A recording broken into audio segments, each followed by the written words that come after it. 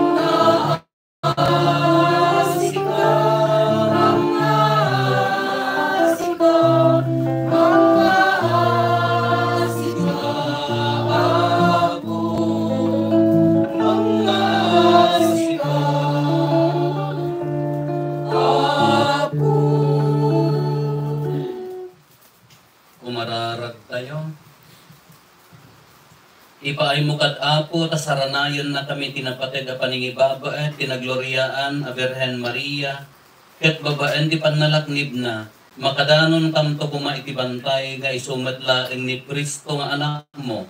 Iso at Diyos na makipagbiag ken makipagarikan ka ken ti Espiritu Santo, iti agnanayon nga awan di inggana.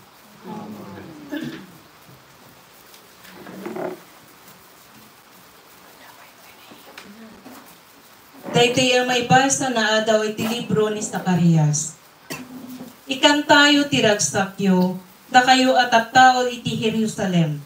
Umayak makipagnaet kada kayo, iti dayta tiyempo, adun to a nasyon, ti kumamang iti Apo, ket agbalindan to at tao na. Makipagnaet to kada kayo, ket maamuan yun to ngayong baon na kada kayo. Agbalin to manen ti Huda, ana isang sangayan, ako kwa ti Apo, iti nasagraduan adaga. Agbalin tumet ti Jerusalem a syudad, ngay pangpangruna na unay. Agulimek tayo amin iti imatang ti Apo. Umay kada tayo manipod iti nasantuan apag naetan na. Ti sao ti Apo. Agyaman tayo ti Diyos. Naindaklan abanag ti naramid kanyak ti manakabalin a Diyos, nasantuan tinagan na.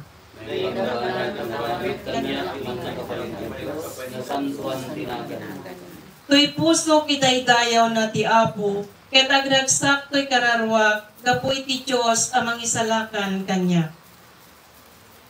Naindaklan abanag tinaramid kanya, ti manakabalin a Diyos, nasantuan tinagan na.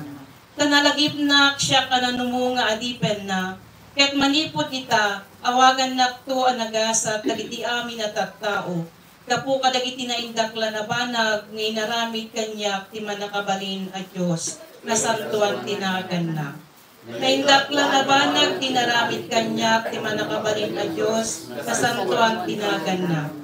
Kaasyan na dagiti agbutengken, kwa na, manipod iti maysa kapututan, agingga kadagiti sumarsaruno. Imparang na ti panakabalin ti takyag na, ket winarawarana dagiti natangsit at tao, kastamet dagiti gandat ka.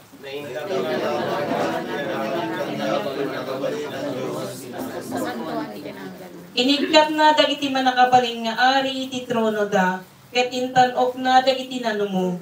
Pinanek na dagiti mabisin kadagiti at kakaimbag, pinagtalaw na nga ima-ima dagiti babaknang.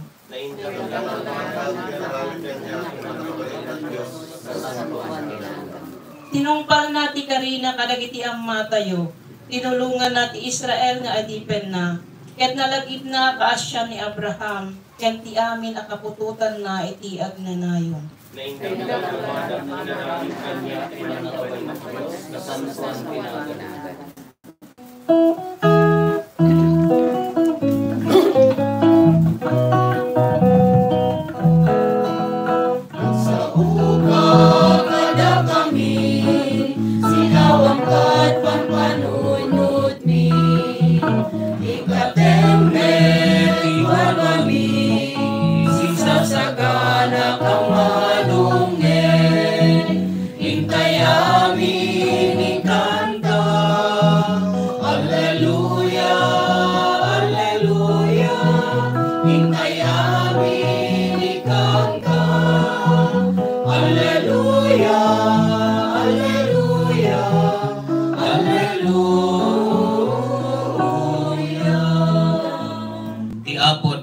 Kada kayo, iban na kay waragawag tinasantuan nga ebanghelyo kasinsurat ni San Lucas. Gloria ni Paiken ka o Apo. Madamang agsasaon ni Jesus kadagiti tattao idi sumangpet dagiti kakabsat na alalaki ken ni inana. Adda iti ruar takayat dati makisao ken kuana isot gapuna kinuna ken kuana ti maysa kadagiti adda sadyay kitaem adda ijay ruar ni inam ken dagiti kakabsat mo alalaki. Ket kayat daka akasao. Simong bat ni Jesus si asino kaditi inak. Si asino kaditi dagiti kakabsat ko. Ket into do ni Jesus dagiti adalan na sana kinuna kitaen nyo at iti